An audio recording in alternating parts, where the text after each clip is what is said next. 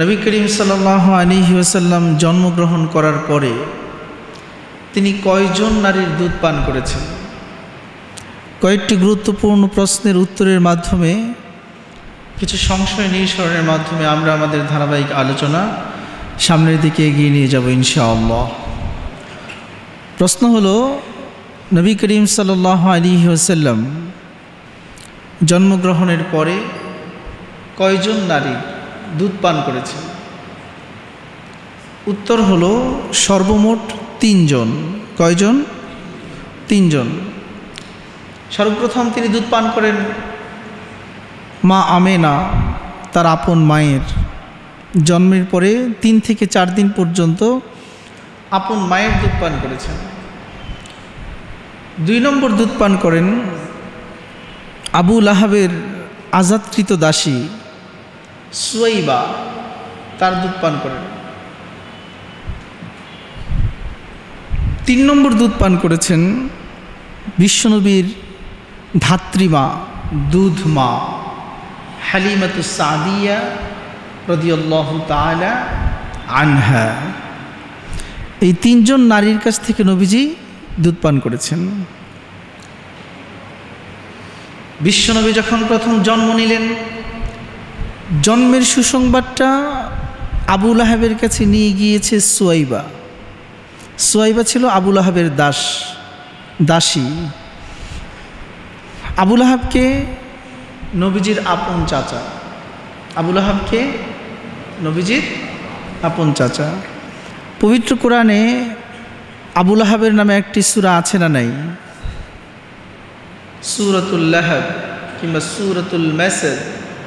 তাব্বাত ইয়াদা আবি লাহাবিন ওয়া তাব। আবু লাহাব নবীজির আপন চাচা।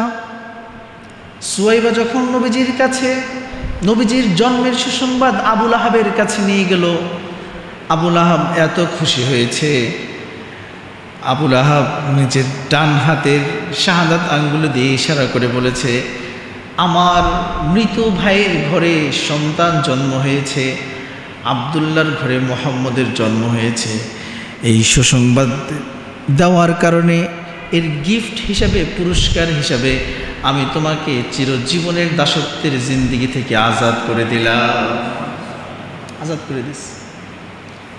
হাদিসের কিতাবে আসে, আল বিদায়া ওয়ান নিহায়া 2য় খণ্ডের 273 নম্বর পৃষ্ঠা, বিখ্যাত ইতিহাসের কিতাব। আদম আলাইহিস সালাম থেকে নিয়ে শুরু করে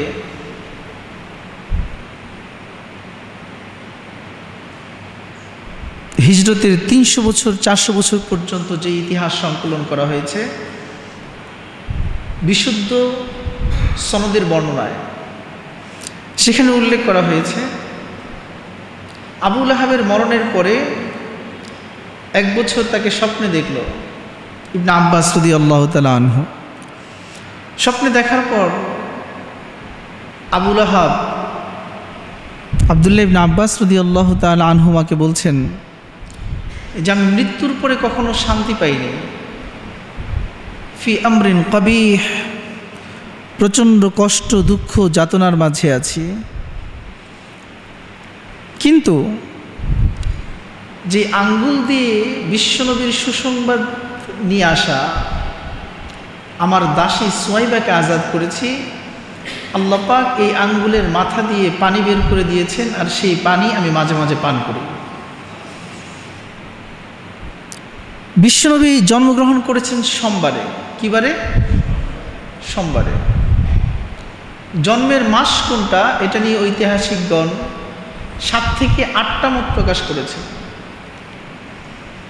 গাণিতিক ক্যালকুলেশনে বিশুদ্ধ মত হলো 9 রবিউল আউয়াল। গাণিতিক ক্যালকুলেশনে বিশুদ্ধ মত হলো 9 রবিউল আউয়াল। মানুষের কাছে প্রসিদ্ধ মত হলো 12ই রবিউল আউয়াল। বাকি মতগুলো এখন বললাম না, কিন্তু বিশ্বনবী ইন্তেকাল করেছেন 12ই রবিউল আউয়াল। এটা সকলেই একমত। এই মতের ক্ষেত্রে কোনো কি নাই, মতানৈক্য নাই।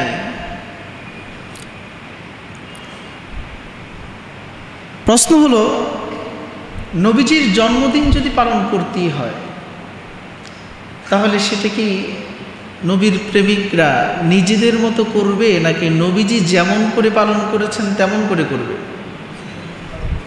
নবীজি যেমন করে পালন করেছেন তেমন করে করবে। এটাই তো প্রকৃত কর্মীদের আদর্শ। নেতা যা বলবে কর্মী তাই শুনবে।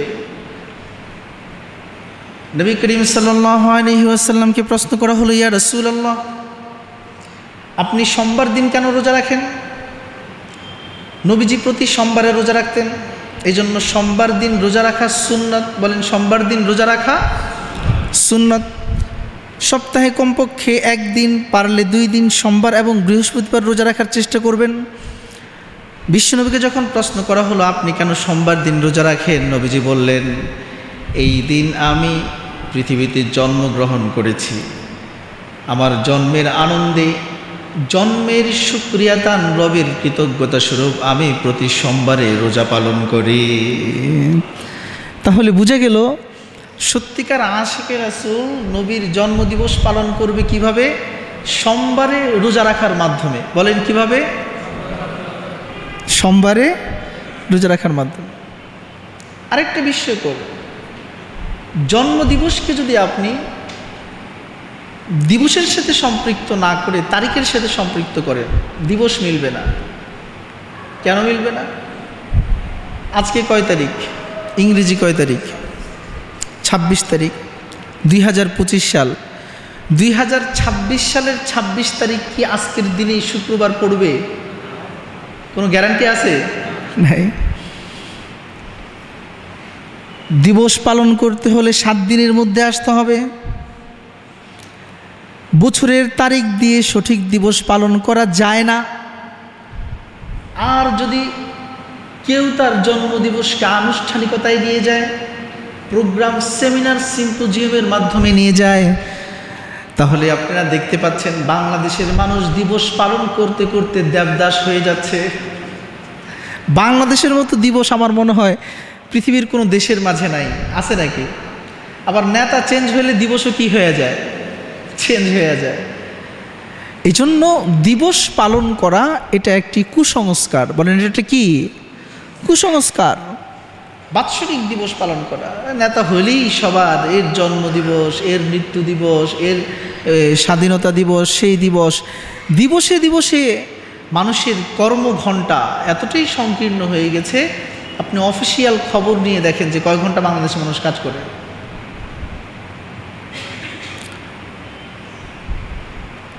এই জন্য নবী করিম সাল্লাল্লাহু আলাইহি ওয়াসাল্লাম দিবসকে এত চমৎকারভাবে পালন করেছেন, যেই পালনের মাধ্যমে অনেকগুলো কাজ একসাথে হয়ে যায়। প্রথম হলো আল্লাহর গোলাম যেহেতু আমরা, আল্লাহর দাসত্বের প্রমাণ হয়ে যায়। দ্বিতীয়, নিজের স্বাস্থ্যকে সুরক্ষা প্রদান করা হয়। তৃতীয়, আল্লাহর শুকরিয়া আদায় করা হয়। চতুর্থত, এই জন্মের কারণে আল্লাহ সুবহানাহু ওয়া তাআলা তাকে যে নিয়ামত দান করেছেন, সেই নিয়ামতের ইহসান, সেই নিয়ামতের কদর করা হয়। পঞ্চম, দিবসের বেড়াজালে আবিষ্ট হয়ে যে সকল বিদআত এবং রুসুমাত তৈরি হয়, এই সমস্ত কিছু থেকে বেঁচে যাওয়া যায়। এই জন্য বিশ্বনবীর জন্মদিবস পালন করব আমরা কিভাবে? ভুলে গেছেন? কিভাবে? সোমবারে রোজা রাখার মাধ্যমে। বলেন, কিভাবে? সোমবারে রোজা রাখার মাধ্যমে। আবু জাহেল সোমবার দিন অনেক খুশি হয়েছিলেন। নবীজির জন্মে খুশি হওয়ার কারণে আব্বাস রাদিয়াল্লাহু তাআলা আনহু স্বপ্নে দেখেন, ফাতহুল বারি 9ম খণ্ডের 124 নম্বর পৃষ্ঠায় এসেছে, বুখারী শরীফের ব্যাখ্যা গ্রন্থ। আল্লামা ইবনে হাজার আসকালানী রাহিমাহুল্লাহ উল্লেখ করেন, আব্বাস রাদিয়াল্লাহু তাআলা আনহু স্বপ্নে দেখেন যে আবু জাহেল অনেক কষ্টের মাঝে আছে। أن عباسا رأى أبا جهل في المنام أنه في حال سيء قبيح। অনেক ডেঞ্জারাস শাস্তির মাঝে সে নিমজ্জিত, কিন্তু আব্বাসকে দেখে আবু জাহেল বলতেছে, আরে আমার ভাই, কঠিন অবস্থা, আমার কিভাবে দিন পার হচ্ছে কিছুই বুঝতে পারছি না। তবে একটা দিন আমার শাস্তিকে লাঘব করা হয়, সেই দিনটি হলো সোমবার দিন। কেন সোমবার দিন শাস্তি লাঘব করা হয়? যেহেতু সোমবার দিন নবী জন্মগ্রহণ করেছেন, আর নবীজির জন্মের আনন্দে আবু জাহেল খুশি হয়েছিল। এজন্য আল্লাহ পাক তার নবীর আনন্দের সাথে আনন্দ মিলে যাওয়ার কারণে, কাফের হওয়ার কারণে শাস্তি মাফ হয় নাই, কিন্তু এতটুকু আনন্দ প্রকাশের কারণে, নবীর সাথে তার আনন্দ মিলে যাওয়ার কারণে রব্বুল আলামিন সোমবারের শাস্তিটাকে কমায়া দিছিলেন। বুঝতে হবে, নবীজির জন্মে খুশি হওয়া এটা ভালো, কিন্তু চূড়ান্ত মুক্তির মাধ্যম নয়। চূড়ান্ত মুক্তির কালিমা হলো লা ইলাহা ইল্লাল্লাহু মুহাম্মাদুর রাসূলুল্লাহ। আপনারা জানেন রাসূলের সবচেয়ে প্রিয় চাচা আবু তালেব। রাসূল কি না বলেছেন? চাচা একবার বলেন লা ইলাহা ইল্লাল্লাহ, আল্লাহর সাথে আমি ঝগড়া করে আপনাকে জান্নাতে নিয়ে যাব, আপনার কোনো আমল করতে হবে না, শুধু কালিমা একবার পড়েন। অথচ আবু তালেব রাসূলকে এত ভালোবেসেছেন, ভাতিজার শরীরে একটা আঁচড় দিতে দেন নাই। যখন প্রিয় ভাতিজাকে নিজের সন্তানের চাইতে বেশি ভালোবাসছেন, যখন প্রিয় ভাতিজাকে শিয়াবে আবি তালেবের বন্দিখানায় আবদ্ধ করা হলো, তখন নিজেও কুরাইশ বংশের সকল লোকদেরকে নিয়ে সেখানে বন্দি জীবন যাপন করেছেন। সেই আবু তালেব কি জাহান্নাম থেকে বাঁচতে পারছে?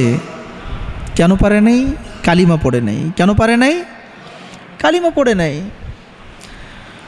তো নবীজির ভালোবাসা ছাড়া তো কোনো কিছুই সম্ভব নয়। কিন্তু কাফের হয়েও যদি কেউ নবীজিকে ভালোবাসে, চূড়ান্ত আযাব থেকে তো বাঁচতে পারবে না, কিন্তু আযাবটাকে হয়তো একটু কী করা হবে, লাঘব করা হবে, কমানো হবে।